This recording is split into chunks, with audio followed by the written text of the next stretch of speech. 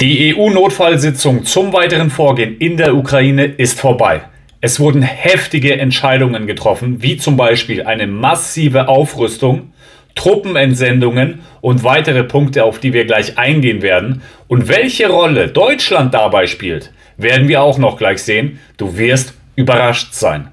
Bevor wir aber in das Video einsteigen, muss ich dir noch unsere Außenministerin Baerbock zeigen. Sie hat doch diesen ultimativen 6-Punkte-Plan und auf die 3 elementarsten Punkte muss ich drauf eingehen, damit wir das Ganze auch besser verstehen können. Dementsprechend schau dir das an und bleib unbedingt dran.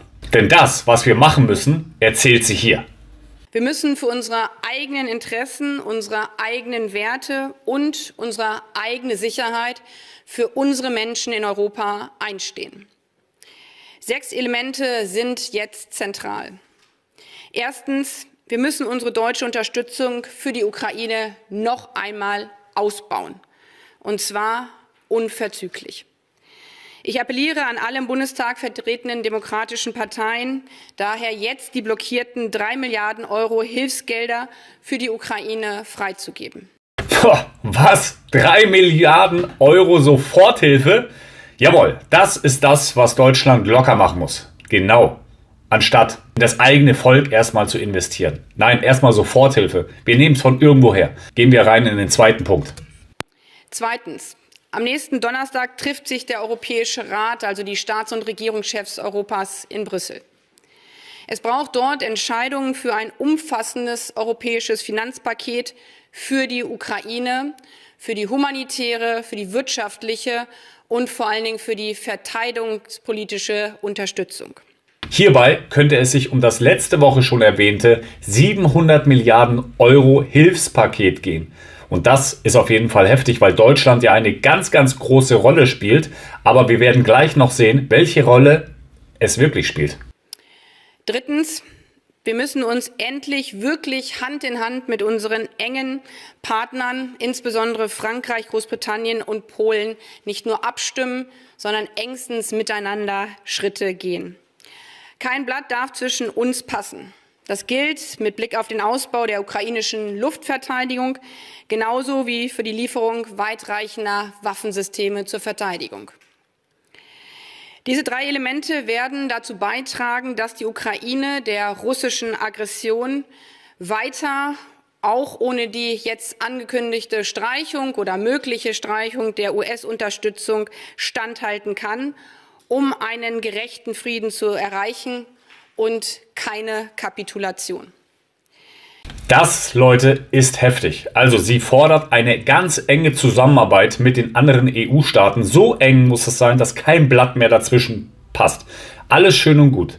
Aber das, was sie noch gesagt hat, dass sie so viel Hilfe geben werden, dass der Frieden in Europa gewahrt werden kann, dann in Zukunft, und keine Kapitulation akzeptiert wird von der Ukraine, bedeutet für mich im Umkehrschluss, dass so viel reingebuttert wird, dass die wirklich wahnsinnig gewordenen europäischen Politiker wirklich denken, sie könnten Russland in die Knie zwingen und diese zur Kapitulation zwingen. Ich glaube, die haben den Schuss nicht gehört. Ich finde es total heftig. Lass du mir mal deine Meinung dazu da, was du dazu sagst. Und vor allen Dingen, an wen erinnert dich das Ganze? So eine monotone Lage, immer und immer wieder solche Sprüche zu hören. Hier, das erinnert mich an diesen Typen hier. Diese Regeln werden wir noch monatelang einhalten müssen. Ja, die müssen also der Standard sein. Die dürfen überhaupt nie hinterfragt werden. Standard sein. Die dürfen überhaupt nie hinterfragt werden. Kannst du dich noch ganz genau erinnern? Ganz genau. Es ist so, als ob wieder mal nichts hinterfragt werden sollte. Aber nein, Leute, nicht mit mir, nicht mit der Community. Und dementsprechend, wenn du dabei bleiben willst, lass spätestens jetzt einen Daumen nach oben da und auch gerne ein kostenloses Abo. Aktiviere die Glocke, damit du eben nichts mehr verpasst. Und wir gehen jetzt weiter ins Video. Das Handelsblatt schreibt dazu, Großbritannien und Frankreich wollen Plan für Waffenruhe vorlegen. Nach dem Eklat im Weißen Haus wollen Starmer und Macron mit einer Koalition der Willigen vorangehen, um die Friedensinitiative für die Ukraine in Schwung zu bringen. Und jetzt, welche Rolle bitte spielt denn Deutschland dabei? Soweit steht Deutschland im Abseits. Kanzler spielte beim Ukraine-Gipfel keine Rolle. Den Kanzler findet man in der letzten Reihe. Alles klar, Deutschland steht auf dem internationalen Parkett im Abseits. Die Welt da draußen wartet nicht auf uns, sagte bald Kanzler Friedrich Merz am Wahlabend. Der Ukraine-Gipfel in London gab ihm schmerzvoll recht. Der französische Präsident Macron und der britische Premierminister Starmer haben eine einmonatige Waffenruhe für die Ukraine vorgeschlagen. Sie übernahmen politische Führung, Bundeskanzler Olaf Scholz spielte dabei nur eine Statistenrolle. Und wir sehen es schon hier, Scholz gilt als lame duck. Was bedeutet das? Lame duck wird in der internationalen Politik ein Staatsmann genannt, der noch im Amt ist, aber nicht mehr antritt oder abgewählt wurde, so wie Scholz. Heißt, der Kanzler wird an der Verkündigung großer Entscheidungen nicht mehr beteiligt, denn sein Abtritt steht an. Das finde ich natürlich einsame Spitze. Deutschland ist immer gut genug, wenn es um Militärhilfe geht, wenn es um Finanzen geht, aber immer bitteschön verdeckt im Hintergrund halten. Bei den Krisengesprächen von 18 Staats- und Regierungschefs am Sonntag wurde deutlich, dass Deutschland im Ausland als führungslos wahrgenommen wird. Aber natürlich nicht so schnell. Wir haben hier einen bald neuen Bundeskanzler und das ist der Herr Merz und der möchte eventuell Deutschland wieder in die Führungsrolle bringen. Fest steht, bei der Koalition der Willigen, die die Widerstandsfähigkeit der Ukraine erhalten will, steht Deutschland als größte und einwohnerreichste Volkswirtschaft Europas derzeit nicht in der ersten Reihe. Immerhin, bald Kanzler Friedrich Merz schaltet in den Außenpolitik-Turbo. Er traf sich bereits mit Frankreichs Präsident Macron. Kommende Woche sind Treffen in Brüssel geplant. Wegen der USA-Ukraine-Krise hält Merz ständigen Kontakt zu noch Kanzler Scholz und noch Außenministerin Annalena Baerbock. Kommen wir zur Oberchefin der EU, und zwar die Ursula von der Leyen. Schaut dir das an. Die EU-Chefin von der Leyen, wir müssen Europa dringend aufrüsten. Jawohl, da ist die gute Dame. Denn die EU-Kommissionspräsidentin Ursula von der Leyen will mehr Geld für Verteidigung ausgeben. Der Ukraine-Gipfel in London ist beendet und zahlreiche westliche Staats- und Regierungschefs sowie die Spitzen von EU und NATO sind sich ihrem Ziel einig. Das heißt ganz klar, die Militärhilfe für die Ukraine und der wirtschaftliche Druck auf den Angreifer Russland müssen aufrechterhalten werden, auch wenn die USA-Unterstützung künftig wegfallen könnte. Von der Leyen fordert, wir müssen dringend Europa aufrüsten. Auf die Frage nach ihrer Botschaft an die USA antwortete sie, wir sind bereit, gemeinsam mit ihnen die Demokratie und den Grundsatz der Rechtsstaatlichkeit zu verteidigen, dass man nicht einmarschieren und seinen Nachbarn schikanieren oder Grenzen mit Gewalt verändern kann.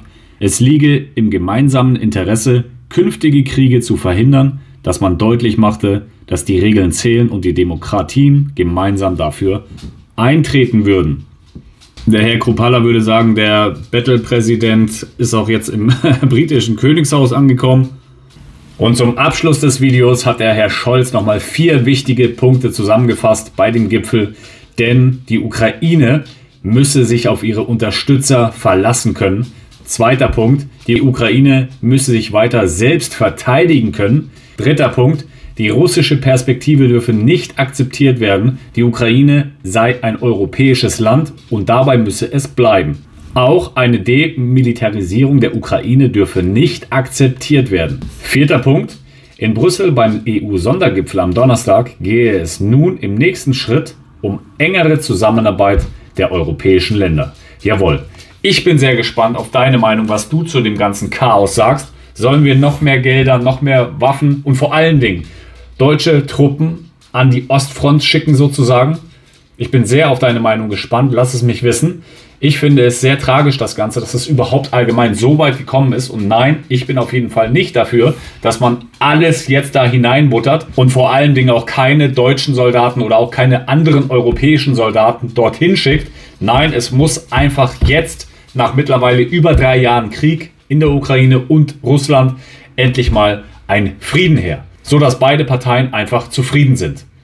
Übrigens als Tipp von mir an dich, schau dir gerne mal den Historiker Daniele Ganser an zum Thema UdSSR, NATO-Osterweiterung und jetzt der aktuelle Zustand in der Ukraine als Tipp. Ich danke dir, dass du das Video bis hierher geschaut hast und wir sehen uns schon bald beim nächsten Video. Schönen Tag dir.